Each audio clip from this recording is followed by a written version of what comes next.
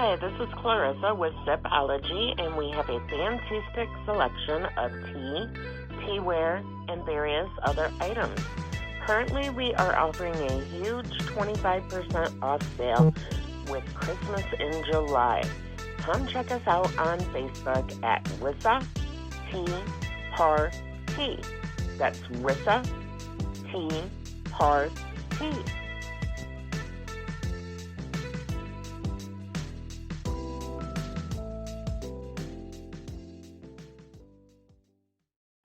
This is Dave in Auburn, California, and I'm listening to the E.I.T.H.R. with Decal.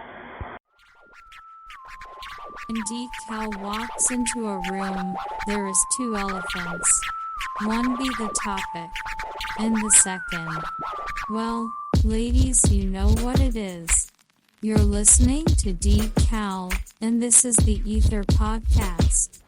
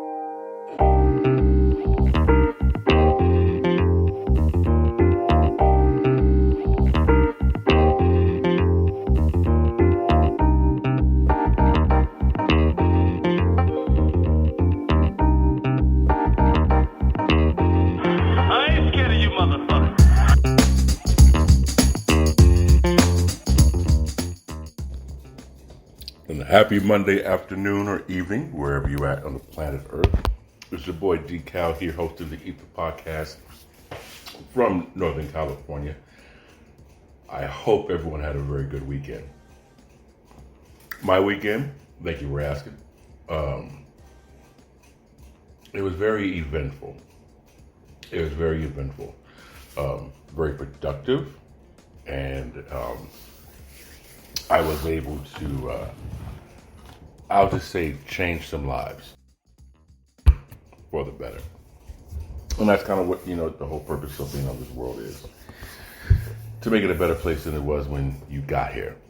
So, anyway, we'll get right straight to this from the GNS HQ here. Like I said, in Northern California, the weather to me this is kind of where it's to be, man. It's like 82, 83 degrees. A little bit of breeze, not too hot, not too cold. Just a very good foreshadowing of what I think fall is going to be.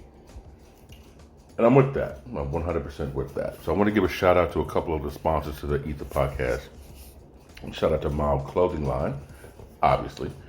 Want to give a shout out also to Rissa T from Miss Clarissa Johnson. She is out there doing her thing in the Midwest for the tea industry. And she had posted that she hit a couple of milestones on social media. So I want to make sure that I give some acknowledgement to her on that. Congratulations, young lady, on that accomplishment. Good on you.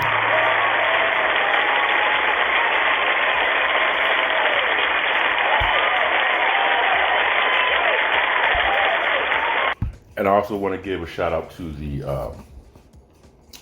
BL4SE. If you don't know what the BL4SE is, it's my gang, it's my posse, it's my entourage. It's the business lounge for successful entrepreneurs. It's a Facebook group, 12,000 members, and there's a lot of hungry entrepreneurs and people with creative ideas that are supporting one another. Encouraging one another and trying to find their way in this world of entrepreneurship.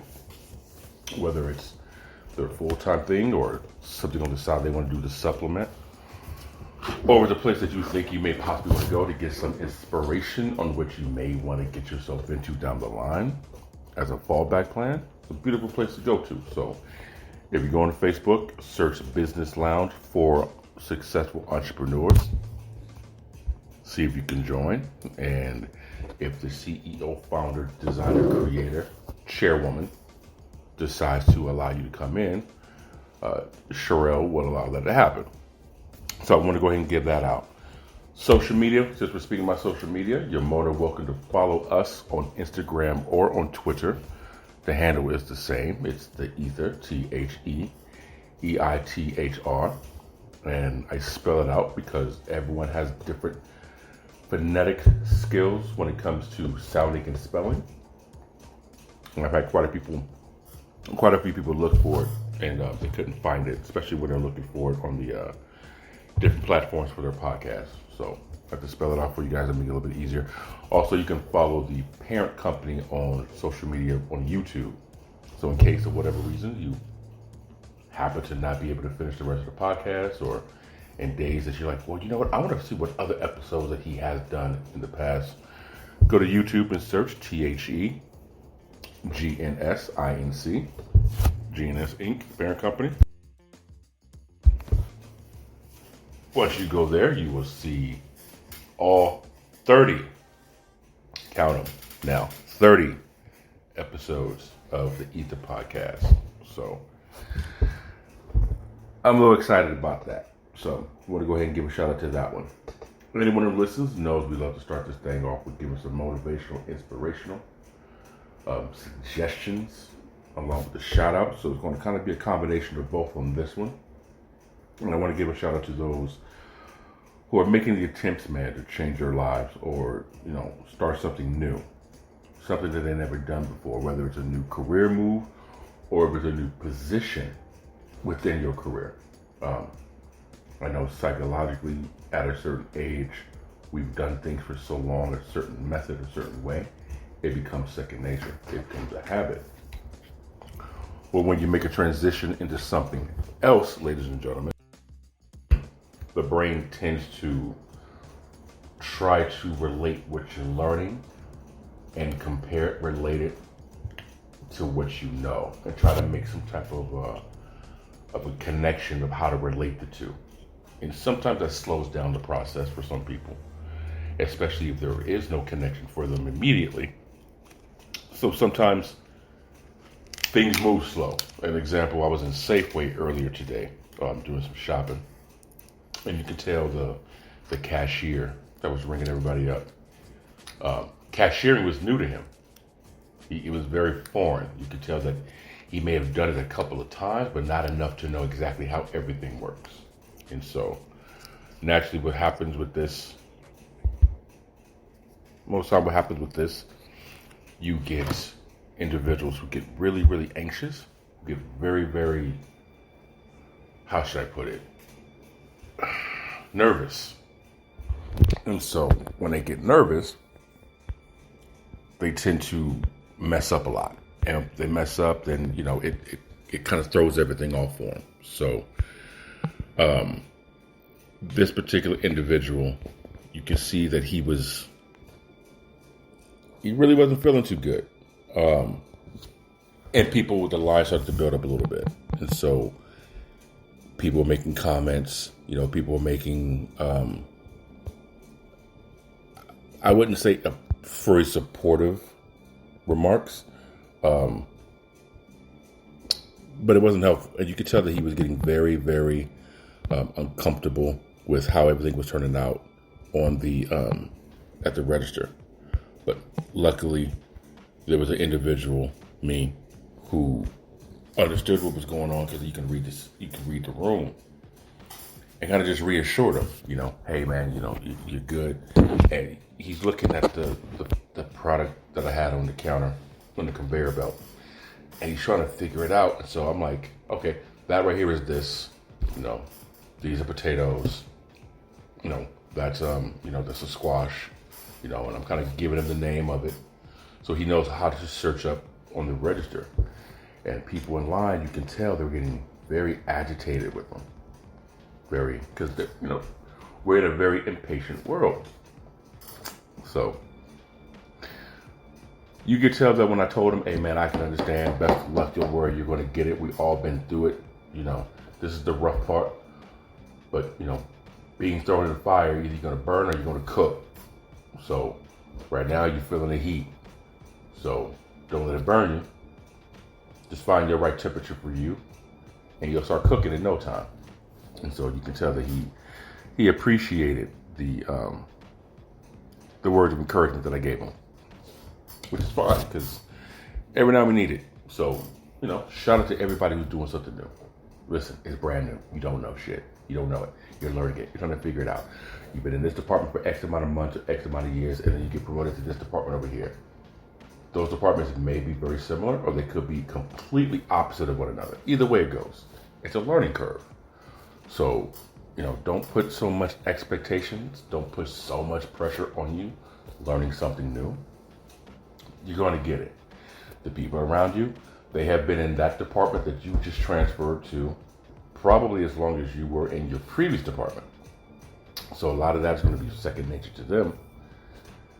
They should be patient for you, kind of return the favor. So, that's a little bit about that. But shout out to anybody who's doing that, man. That's kind of where I want to get at with that. So what I want to talk about today, discussion, is the music industry. I feel the music industry, it's very, very different than what we may perceive it to be. Now, with the access of social media, you get to see different videos and clips and interviews of people giving their perspectives. And anyone who is thinking about getting into the music industry, or who's very green still in the music industry, I would definitely listen to somebody who's been where you're at, and they can kind of show you the ropes, right? Like when sports, you go to the veteran. If you're the rookie, you kind of learn it all. But I'm not here to talk about the compensation of the music industry. I'm more of the message the music industry is delivering, which is giving false expectation of what the industry is about. Each genre has their own thing, but anyone with common sense can see that they're painting specific pictures for whatever reason. There's a saying that says, life imitates art. We see something artistic, we mimic and we copy that.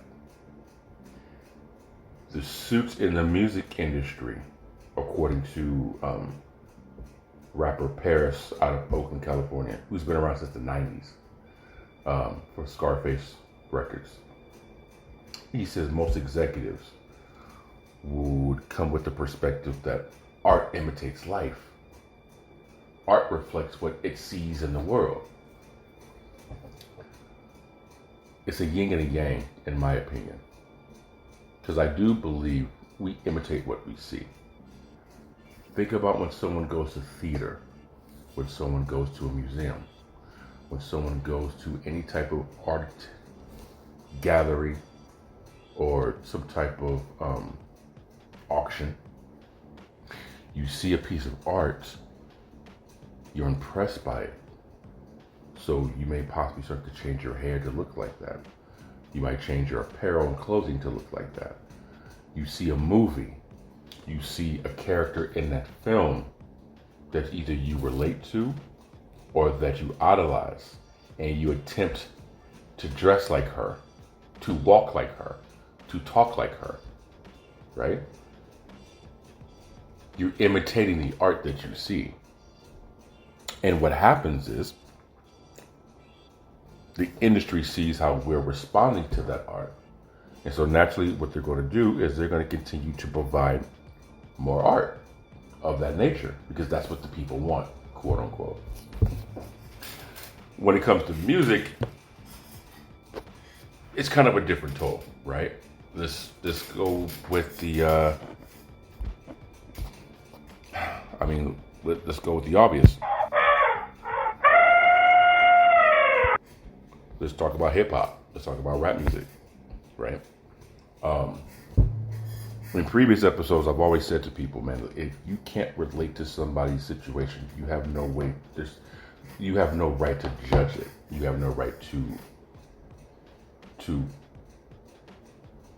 knock it down or to pass any type of premature judgment about anything because you can't relate with it. It's an uninformed opinion versus an informed opinion or your experience per se, your personal experience. Hip hop music, but I go into the origin of it too deeply. Just like any other genre of music. It starts by telling a story. It's musical. It's a musical newspaper where it's painting a picture of what an environment is from the perspective of the person who's rapping it, singing it, or speaking it. No different than poetry. It's a little bit more of an aggressive version of poetry. But when you live and come from an aggressive environment, that's how you communicate. Because that's how you're communicated with. If you come from a more passive, more controlled environment, well, that's how you communicate. Because that's how you were communicated. And when you go outside of your normal world and you go to the flip opposite, the 180 of what you're accustomed to, it's very scary. And your experiences are very slim to none. So you have to come up with answers of your own to justify why this is this and that is that. Like when I left California to go to Oregon, and I tell people this all the time, people in Oregon are offensively nice. Sickening like nice. They're sickening nice. And it made me realize as a Californian, I'm the aggressive one. I'm the one who's looking at people a certain way. I'm the one who's looking at you if you're respectable and kind and you give, mannerisms and gestures of warmth and compassion. My brain immediately goes to, this bitch trying to set me up. The first thing you think about. Right? If a gentleman gives you a compliment, the first thing that's coming out of your mind, he's thirsty. He's trying to get some. No. 80%, 90% of the time when they say stuff like that, they genuinely mean exactly what it is they're saying with no type of hidden agenda behind it. I didn't understand that until my second time of going to the state of Oregon. And it kind of reminded me of, damn, David, you ain't never been nowhere.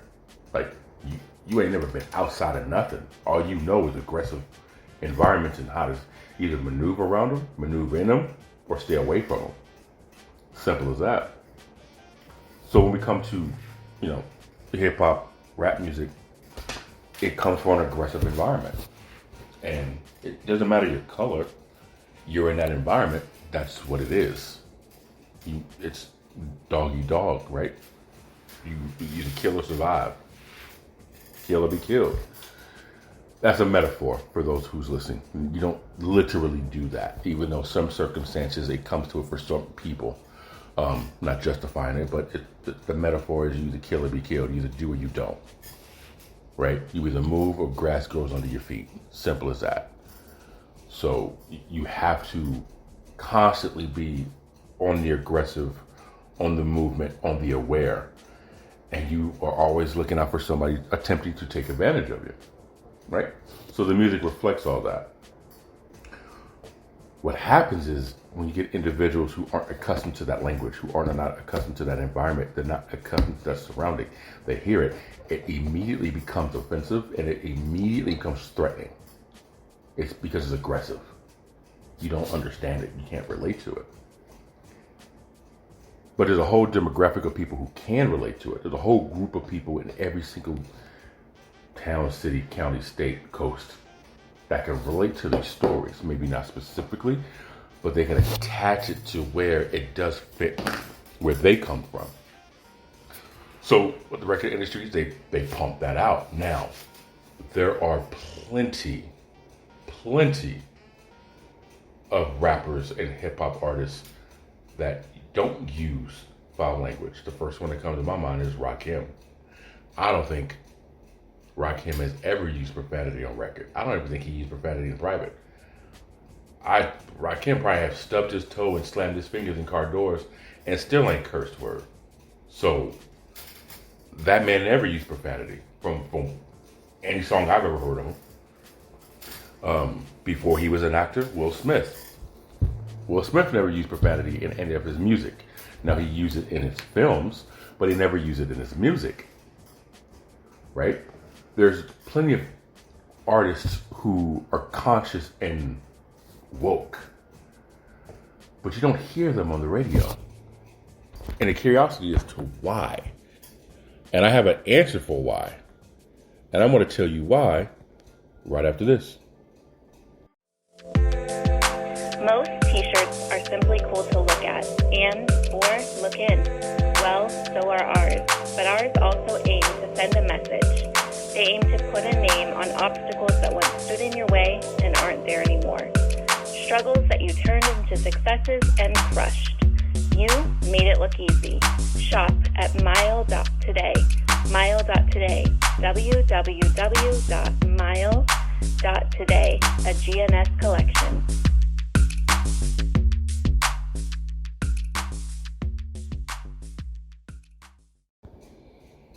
So the reason why I think, and I believe, is because it's a whole system. It's a machine. It's this whole method that they do to justify certain things. Now, I know certain people are going to roll their eyes and they're going to suck air through their teeth and lips and they're going to have their opinion about whatever it is that I'm about to say or have said already about this. But if you're not in that world, how can you understand it? How can you tell me I'm lying if I come from the world that you know nothing about? How can you tell me what it's like? Right? That's like a man telling a woman what it's like to give childbirth. It's like a woman telling a man what it's like to have the pressures of a man head of the household. Someone who gave up on something, telling someone else to keep pushing and trying harder to achieve it. You gave up. You stopped. So, shh. Be quiet. When it comes to the music industry, everyone has a category. Gangster rap was something that the industry came up with, the media came up with themselves. Nobody in the rap industry ever said gangster rap until it was given gangster rap. So then they took that title and used it as a badge of honor to identify as something. In most poor neighborhoods, when you have gangsters and all these terms that are used in news to scare poor little old white folk, in the environment that we come from, that we're trying to get out of, us crabs trying to get out of this big ass barrel called poverty, we see that as a term of ranking, if you will. Like you made it. You're making it. You're doing the best you can with what you got in the environment in which they told you you have to do it in. And it's interesting how a lot of times rap music is the whipping child, the whipping post, the stepchild of anything that happens derogatorily in the economy when it comes to killings, murders, any type of dreadful crime. They always want to tie it to rap music. No one ever ties it to any of the movies or any of the films. Again, rappers don't fly drugs into the country. They don't let drugs go through customs. They don't bring them on ships and boats. Rappers aren't the ones who's bringing it in. So, if someone can control the flight, and someone can control the ship, it ain't your average rapper. It's probably the people they don't want you to pay attention to. Listen, All this shit's happening for a reason. And we're going to get to that reason after I make this point about rap. It's a message that we're trying to convey to people of what the world is like. Now, most of the rappers today, not all of them, but I'll probably say like 70% of them that you hear on the radio at least, they didn't necessarily come from the background they rap about. They're glorifying it because that's what they grew up on. There's a meme that my A1 had posted once, and it says, I grew up on drug dealers. You grew up on drug users. We're not the same. And it's true. Because in the 80s and 90s, it was either anti-drugs or I had to do this to survive. I had to do this to make it. This is what I have to do because of circumstances of where I live and what's available and what I'm not allowed to do. I have to do this. And then in the 2000s, it became party. Everyone's doing this and that and the other, and everyone's having a good time about the drugs, right? Again, if you look at films from the 50s, 60s, 70s, they're doing the same exact thing. One of the number one films that people glorify is Godfather. Love the movie. But what did it teach you? It taught you to stay under the radar, stay invisible, and put on a front so no one would see what you are actually into. And I think that's kind of what the higher ups are doing. It's called the Kansas City Shuffle, where you tell everyone to look left and you go right. You tell everyone to look at the poor people and look how they're behaving, while the rich, wealthy people are doing the same exact thing. And I said this before, the difference between Palo Alto and Berkeley, and this is kind of just an analogy because you can do this on either side. But when you go to Berkeley, you're going to be at a bus stop and you can see some gothic kids, some punk rock kids, some hip hop kids, all standing at a bus stop, and an old lady and somebody getting mugged while there's a homeless person asleep, all in the same corner, with graffiti in the background and weed in the air and traffic. In Palo Alto, you don't see none of that shit. None of it. It's clean, it's manicured, it's very cookie cutter. Probably the best way to put it. Everyone in Palo Alto, for the most part, not the entire part, but for the most part, they look the same. Especially at Stanford, everyone looks the same. Blue blazer, khaki pants. If anyone remembers those early episodes of Fresh Prince of Bel-Air and how Carlton and Will went to those private schools and they wore those uniforms, that's kind of what Stanford University is like. That's not a factoid, but it's a damn great description I just gave you of what it's like at Stanford University of Palo Alto. Okay, Berkeley.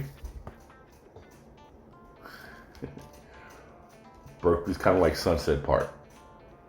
If anyone remember the movie Sunset Park, that's what Berkeley is kind of like. So one is cultured, one is cookie cutter. And the analogy I would give to people when it comes to Palo Alto, when it comes to Berkeley, is in the East Bay, in Berkeley, police are paid to look for crime. In Palo Alto, in the peninsula of the West, in the South Bay, police are paid to look the other way. I remember being around cats who literally, man, I'm not even joking with you, literally talking about how they were at a cocaine party that past weekend, and they did they're in the back of I was doing Uber. They were in the back of my car talking about it. I had another situation where one of the guys he snitched all on himself. He's talking about how he was in class selling his mother's pain pills to classmates during lecture. You guys have no kind of street smart whatsoever. You are dry snitching openly.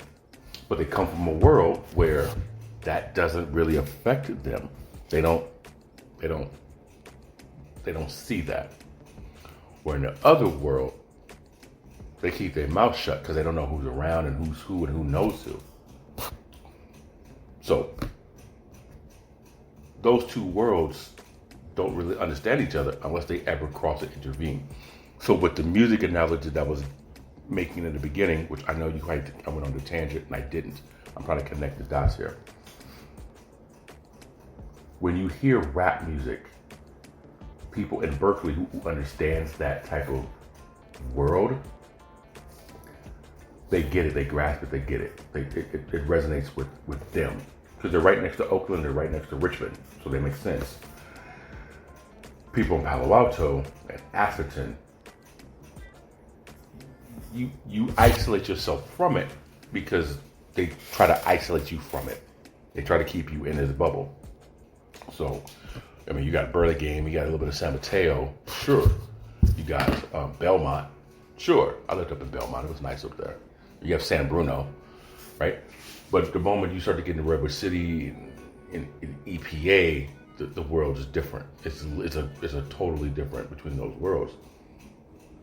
So they take the music that those places can relate to, and the cities and areas and the markets that can't relate to it, they don't grasp, they don't understand it. Again, it becomes offensive, right? But the children of those neighborhoods, of those families, they're drawn into it. They're interested. Remember in the movie Strata Compton, when they were going to all these different cities, 70-80% of the audience were white kids. They were intrigued by it. And Ice Cube once said in an interview, you know, we gave you a dose of what it was like from our reality, but from an extremely safe distance. And I think what happens is the higher ups who run this joint, they don't want the two worlds to understand each other because division is how they make their money. So when you do with the rap music, and I said this before the break, you don't play any of the conscious music. You play the club music, the shake your ass music. Because why? They rather for us to be entertained than educated. There was a video I watched with this brother, it was talking to somebody, and he started bringing up the points of how when music was intellectual and music was more educational, people were being informed and people were being aware and people were noticing all the things going on in the community. This is when riots started to happen because, like Fight the Power by Public Enemy, when you hear this song, you feel a certain type of way about the system because you're being shown how the system is actually oppressing people, mainly people of color, but people in general. And so you want to uprise. You want to do something against it, right? There was another song he had mentioned, but whenever you have music that does that, they don't want you to be aware of anything. They kind of want to keep you sedated and good feeling, booty shaking, head bobbing nonsense. But then some of us who actually pay attention to the lyrics, to the words of the song, we're literally like, this shit sounds stupid. And then you get into this battle of which music was better than the other music. The fact of the matter is, they don't care. They know the music that they're putting out is shitty. They know this. But it's entertaining. What the industry will do too is they'll give you a rapper like a rapper like Locksmith out of Richmond, right? Who's very intellectual. He graduated from Berkeley. And then they give you somebody like Lil Yachty, right? I'm just making up a scenario. And then they'll give you somebody named MC Bubblicious Fish Eyes, or whatever. And they'll listen to MC, they'll listen to Yachty, they'll listen to Locksmith. And Locksmith is actually talking about historical events similar to Nas. He's talking about current events, you know, very similar to most of the older rappers of today. No, we don't play him. But Yachty has bubblegum pop music that's very catchy. And even though you don't understand the words, you understand the lyrics. Then they'll take MC Bubblish Fish Eyes, whoever the hell that may be, and all his raps are about fucking bitches, killing people, selling drugs. And the industry says, lovely, that's beautiful. And that's what you hear on the radio. And they'll say, who is better, MC or Yachty? And people will sit back and say, neither. Locksmith. We want to hear Locksmith. No. Locksmith, we're not. Out of these two, who's better, MC or Yachty? We don't want to hear them. We want to hear Locksmith. No. Locksmith's not even an option. Out of these two, what do you want to listen to? And so you're only given two options, even though you're saying you want the third, but they're only giving you two. So then you sit back and say, okay, Yachty. And then the industry will sit back and tell everyone, see, Yachty's a hit. Everybody wants to hear Yachty. In a sense, that's what they do.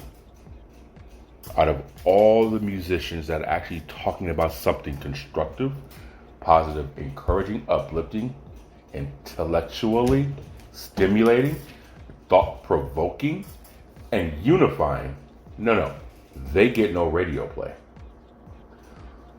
But anyone that's talking about the dumb shit that everyone's complaining about rap is all about, that's what get airtime. Now, if you're a musician that doesn't want to even go that route, most record labels won't deal with you. Why? Because that music's not hot. Again, in the analogy I gave you of 3 artists, out of Yachty and MC Bubblish, Fish Eyes, and Locksmith, the industry says everybody loves Yachty. If you are an artist and you're trying to say, I want to sound more like Locksmith, that's who I grew up on, the executive will tell you, that's not what the people want to hear. That's not what the people are interested in. If you turn on the radio, you don't hear Locksmith. You don't hear anybody asking for Locksmith. They set the game up to where Locksmith gets excluded, just as an example. But these two motherfuckers right here are your only option, so that's who you gotta choose from. Then they'll turn around and tell the masses, this is what the people want to hear. You're not giving me the full options, bro. Out of 5 options, you only gave me 2 to choose. And out of the 2 to choose, the 3 that I want, you said weren't available. And then you're going to sell the world on the one that I'm like, okay, well, he's a better crap than the other crap. That's what they do. So a lot of the lyricists, lyrical MCs, conscious rappers, they're more independent, or they've been so big for so long, their following, they no longer need radio. And so that's kind of where the streaming system comes in play. I remember I was in Arizona and a guy was telling me about this guy named Rich Homie Quan. He's like, Rich Homie Quan is dope. I'm like, yeah? He's like, yeah, man, Rich Homie Quan, he got lyrics, boy. He can rap. When you get a chance to listen to Rich Homie Quan, dude, he's dope. And I'm like, okay, cool. I'm into, I can appreciate any and all type of rap, any and all type of music. I can appreciate it. But a lot of the bubblegum rap, I don't really grasp it because I listen to the words and I try to hear the message. And again, if you're an artist who never lived that lifestyle, who don't come from that background, why are you rapping about it? I can understand it if you grew up in it. I can understand it if you knew people who were in it. But some of these cats, they're a mockery of the industry. They're ruining what hip hop stood for and created. Yes, they are an extension of it, but they're that bad extension that's causing the rest of your hair to fall out. So I listened to the Rich Homie Quan one time, and I said, what the fuck am I listening to? Like, I don't get it. Now, I will also say this in fairness. Another musician that you don't hear on the radio as much, for obvious reasons, is J. Cole, Jermaine Cole. I didn't care for J. Cole when he first dropped. I didn't. I mean, his song was catchy. It was cool for the club. It was cool for the bar. But it was commercialized. But once I started listening to J. Cole, non-commercial, and more from a hip-hop perspective, he is definitely one of the bright sides of rap music. And he's giving you what rap music is exactly what it's about. Kendrick Lamar is another one, right? That To Pimp a Butterfly album was stupid silly. It was so open mic, speak easy, poetic-esque, that the style, people didn't get it. It was old school. It was like you go into a speakeasy someplace and somebody's on the bass of the guitar they playing, and my man just goes up to the microphone and just start going poetry. If your mind isn't open enough to understand the depth of his delivery and his message, you didn't appreciate that album. And that's why a lot of his songs didn't really get much airplay. Now, I'm sure they probably got more airplay in Los Angeles than they did here in Northern California.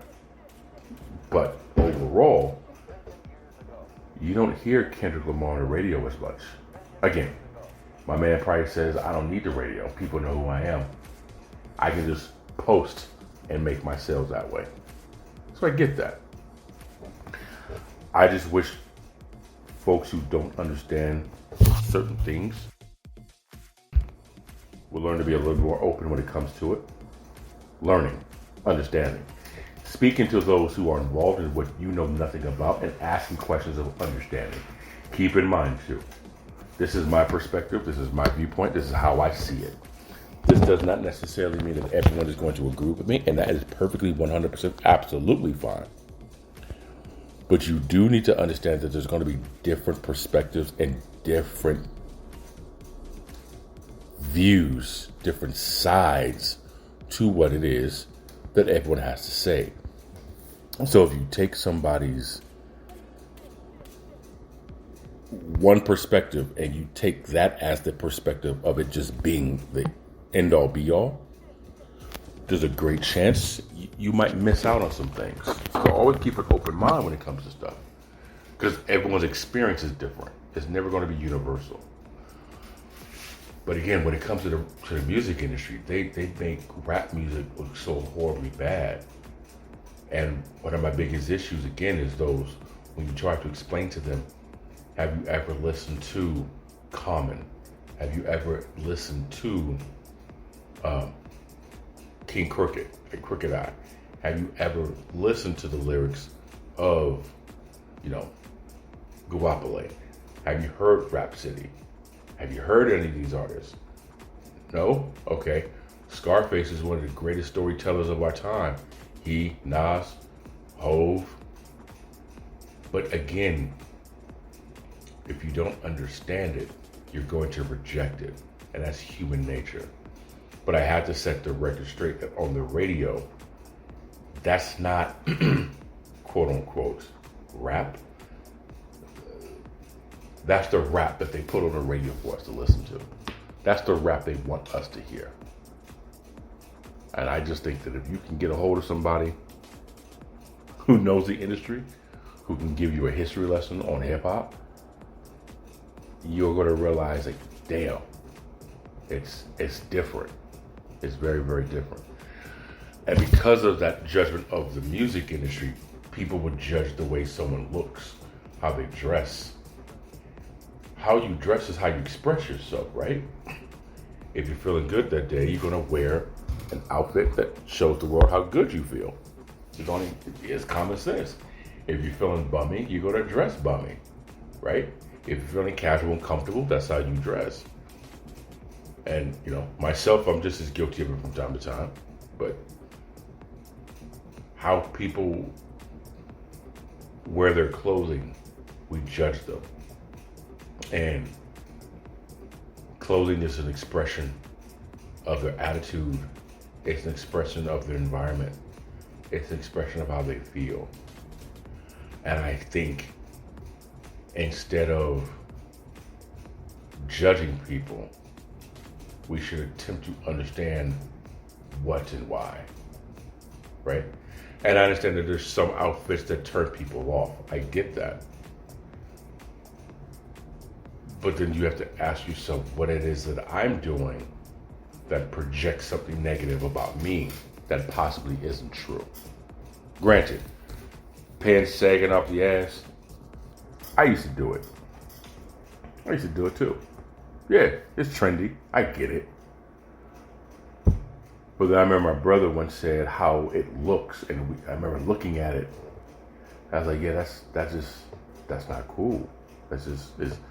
So I make sure my pants fit. That's just me, right? But there are plenty of women who wear tight-fitting clothing, and they're not anywhere near what their clothes may suggest that they are. They just felt like feeling sexy. They felt like wearing that outfit. They felt like wearing those shoes. They felt like dressing up. They felt like their hair looking like this, right? They were having a good day. Okay, cool. So I think a lot of us, we judge a book by the cover because we're too scared to read what's in. So we tend to judge a book by its cover because we're too scared to read what's within. Same thing when it comes to the music. It makes people feel they know you without knowing you based on what it is that they're hearing about you. And with rap music, country music is the same thing. Okay? Country music is the exact same thing. Where you hear a genre and you see someone dressed attached to that genre and you judge that person based on what they're wearing and or the music that they listen to. It's interesting, right? I know plenty of people who listen to country music. And speaking of country music, I got to give a shout out to my girl Sabrina Nolan. She just recorded her first song about a week ago. And I gave her a little bit of shit about it because to my ear, she sounds very similar to Shania Twain. Very similar to Shania Twain. And so, but if you see her, one, you wouldn't think country music. You definitely would think hip-hop music if you saw her. But when you see someone dressed in country gear, what's the first thing you think about them? First thing you do is you go to country songs. What are most country songs about? I know what most people think country songs about. But country is nothing but a derivative of the blues. And so we don't give any country musicians any grief about how they dress, how they talk. Why? Probably because the people in charge can relate more with country music than they can relate with rap music. And the reason why they can't relate to rap music, most likely, is because the people who come from the rap history, they're not on that side of the tax bracket. You see what I'm saying? So most of the people who were rappers come from dirt, piss, poor neighborhoods, environments, and communities. Those folks on top, they don't relate to that. So it's almost like demonic to them. It's almost like insulting to them. It's nails on a chalkboard to them.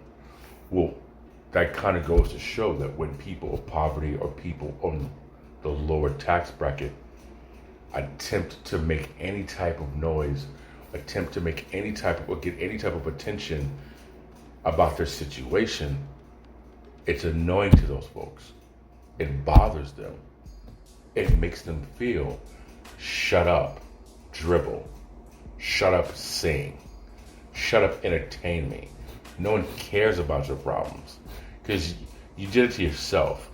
You put yourself in that situation because in their mind, they're being told, this is why you're here. This is why those people are in that group. There's a documentary that I saw called The 1% by Jamie Johnson, who's the great-grandson of the Johnson & Johnson founder, a company, family. And hearing some of the conversations they've had with his accountant and his father, and I think it was like their attorney maybe. I haven't seen it in a couple of years. They literally believe, y'all, they can't, like, if you are a multi-billionaire, wealthy family, you cannot be friends with anyone who's poorer than you. And when I say poorer than you, that doesn't necessarily mean less money than you. I'm talking about poorer than you. It's a bad look. Because when you get to that level with those folks, everything is about image. Everything's about how you're perceived. Everything's about what it looks like and how people would see you. And oh my God, and they'll talk about you. There was one gentleman whose family is into the media business. They own like 20, 30 magazines. And my dude is like stupid wealthy, right?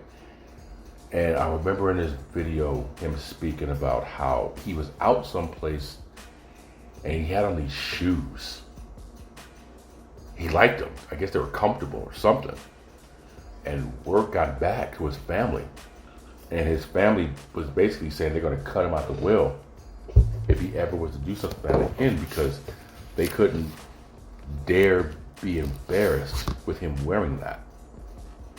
It's embarrassment. Everything is look and image and perception. And the last thing they want is for these people on the bottom to get assistance because we don't deserve it to them. So the music that they allow on the radio is another method for them to keep the world looking at those who listen to that type of music in the barrel with the rest of the crabs. It's another method for them to discredit you. Because if rap music says what rap music says and it shows up on the news for whatever reason, and the news sit back and say it's, you know, it has the control to do with all the murders and killings and crime that goes on in these urban communities, they've already made everyone else look at you and say whatever's coming out of your mouth is going to be a lie. They not only discredited your music, they discredited your way of asking for help, they discredited your voice. And now the world only believes what news and those clean-cut people look like say about you. They're your ventriloquists. They are the speakers for you. They are your translators. And that's the problem when it comes to necessarily believing all the bullshit that you're told and none of the truth that you have discovered. Rap music is one of the most influential genres of music there is out there. But if you ever notice when rappers talk about things in the community that needs to change, nobody wants to take them serious. Why? For the most part, we're always viewed as entertainment. That's it. So the music industry is poisonous. It's sickening. The music industry has become a virus in a sense. It's very, very discouraging. And we're not even going to talk about the compensation that they've changed in the contractual agreements to where the artist gets paid for the most part on hard sales, CDs, cassettes, vinyl, digital streams and things of that nature. That's completely different. That goes to the record company, unless you negotiate that in your contract. And the way things are today now, it's best for an artist, for him, her, or them to be independent. They have control. Now, you may not put out the same amount of units, but at least you have control over your voice. You're not sitting on somebody else's shelf. You're actually moving it yourself. So, just want to kind of put that out there. Anyway, that concludes today's episode of the E.I.T.H.R podcast, ladies and gentlemen. Make sure you follow us on social media, the E.I.T.H.R, T-H-E-E-I-T-H-R, Instagram, Twitter. We'll be back Wednesday, 3:30. Y'all be good, man. We out.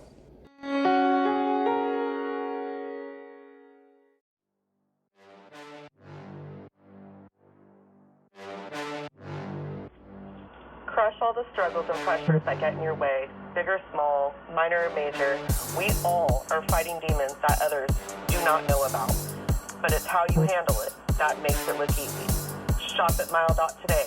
Again, Mile, M-I-L-E.today. Mile.today.